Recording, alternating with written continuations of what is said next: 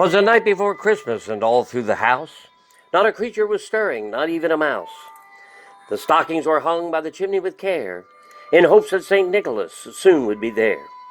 The children were nestled all snug in their beds, while visions of sugar plums danced in their heads.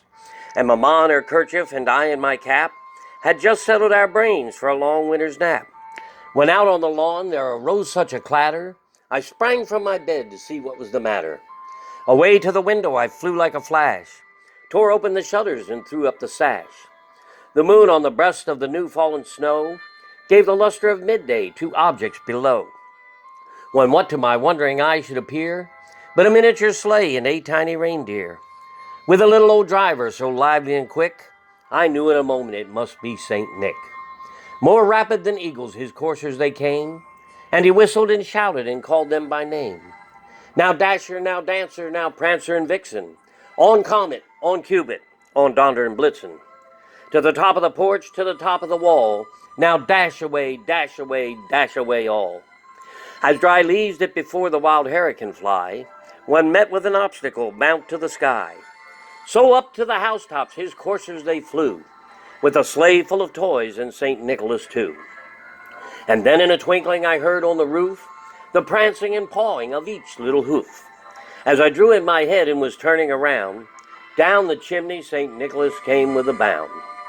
He was dressed all in fur from his head to his foot, and his clothes were all tarnished with ashes and soot.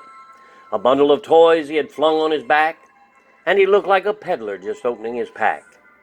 His eyes how they twinkled, his dimples how merry. His cheeks were like roses, his nose like a cherry.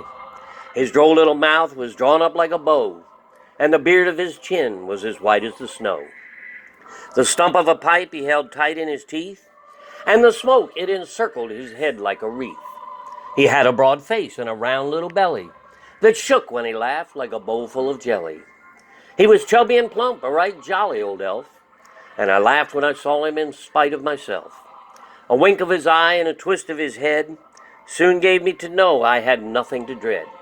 He spoke not a word, but went straight to his work, filled all the stockings, then turned with a jerk, and laying his finger aside of his nose, giving a nod up the chimney he rose.